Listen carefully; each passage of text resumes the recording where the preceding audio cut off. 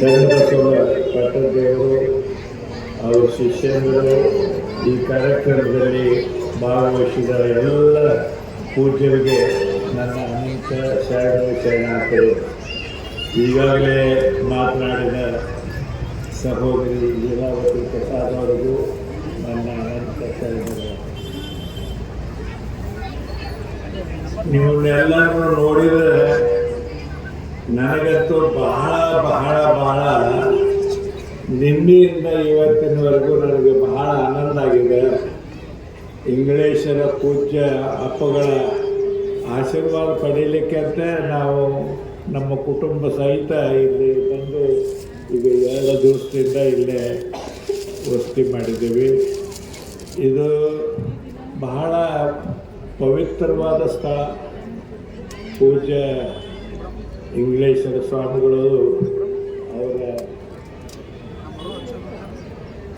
ವೇದಿಕೆ ಮೇಲಿರುವ ಎಲ್ಲ ಇಂಗ್ಲೇಷರ ಸ್ವಾಮಿಗಳ ಜೊತೆಗೆ ಇಲ್ಲಿ ಕಾರ್ಯ ಮಾಡಲಿಕ್ಕೆ ವೇದಿಕೆ ಮೇಲೆ ಇರುವ ಎಲ್ಲ ಪೂಜ್ಯರಿಗೆ, ನಮ್ಮ ಸಹೋದರಿ ಲೀಲಾವತಿ ಪ್ರಸಾದ್ ಮಾಜಿ ಮಂತ್ರಿಗಳು ವೇದಿಕೆ ಮೇಲಿದ್ದಾರೆ.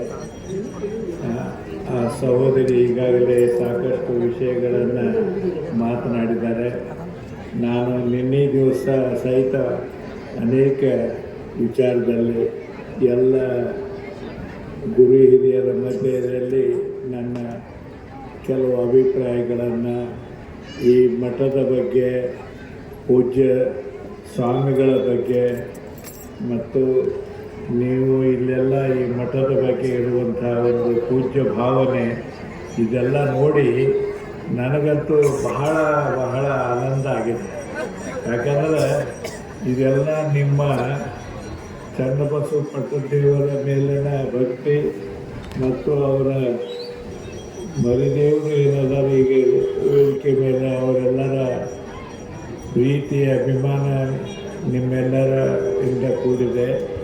ವೇದಿಕೆ ಮೇಲೆ ಅನೇಕ ಪೂಜ್ಯರು ಇದ್ದಾರೆ. ಅವರೆಲ್ಲರಿಗೂ ನನ್ನ ಶರಣಗಳನ್ನು ಸಲ್ಲಿಸಿ ಈಗ ಸಹೋದರಿ ಲೀಲಾವತಿ ಪ್ರಸಾದ್ ಅವರು ಮಾತನಾಡಿದ್ದಾರೆ.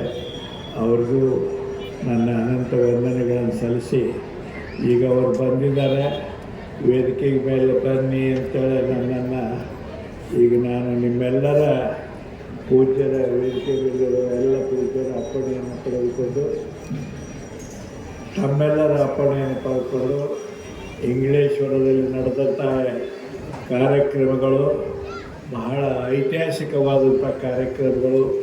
ಪೂಜ್ಯ ಹಿರಿಯ ಸ್ವಾಮಿಗಳು ಇಂಥ ವಯಸ್ಸಿನಲ್ಲಿಯೂ ಸಹಿತ ಇಷ್ಟೊಂದು ಎಲ್ಲ ಜನರನ್ನು ಬರಮಾಡಿಕೊಂಡು ಅವರು ಎಲ್ಲರನ್ನೂ ಅಕ್ಕರೆಯಿಂದ ಅಪ್ಪಿಕೊಂಡು ಏನು ಈ ಮಠವನ್ನು ಇಂಗ್ಲೇಶ್ವರದ ಪೂಜ್ಯ ಅಪ್ಪುಗಳು ಬೆಳೆಸಿದ್ದಾರೆ. ಇದೊಂದು ಪವಿತ್ರ ಸ್ಥಾನ ಭಾರತದಲ್ಲಿ ನಡೆದರೆ ತಪ್ಪಾಗಲಿಕ್ಕೆ. ಬಸವಣ್ಣನ ಕಾರ್ಯ ಇಲ್ಲಿ ನಡೆದಿದೆ. ವಿಶ್ವಗುರು ಬಸವಣ್ಣನವರ ಕಾರ್ಯ ಇಲ್ಲಿ ನಡೆದಿದೆ. ಆ ಕಾರ್ಯವನ್ನು ನಮ್ಮ ಪೂಜ್ಯಗಳೆಲ್ಲರೂ ನಡೆಸ್ತಾ ಇದ್ದಾರೆ. ಅವರೆಲ್ಲರಿಗೂ ವಂದಿಸಿ, ನೀವು ಭಾಗವಹಿಸಿದ ನಿಮ್ಮೆಲ್ಲರಿಗೂ ಸಹಿತ ವಂದಿಸಿ ನಾನು ನಿಮ್ಮ ಅಪ್ಪಣೆಯನ್ನು ತೆಗೆದುಕೊಳ್ತಾ ಇದ್ದೇನೆ. ಶರಣಾರ್ಥಿಗಳು. ಇಂದಿನ ಕಾರ್ಯಕ್ರಮವನ್ನು ಉದ್ದೇಶಿಸಿ ಮಾನ್ಯ ಶ್ರೀ ಚಂದ್ರಕಾಂತ್ ಬೆಲ್ಲದ್ ಮಾಜಿ ಶಾಸಕರು ಧಾರವಾಡಿಯವರು ತುಂಬ ಅಚ್ಚುಕಟ್ಟಾಗಿ ಮಾತನಾಡಿದ್ದಾರೆ. ಅವರಿಗೆ ತಮ್ಮೆಲ್ಲರ ಪರವಾಗಿ ಶರಣಾರ್ಥಿಗಳನ್ನು ಅರ್ಪಿಸ್ತಾ ಇದ್ದೇನೆ. ಇನ್ನು ಮುಂದಿನದಾಗಿ ಮಹಿಳಾ ಸಬಲೀಕರಣದ ಕುರಿತು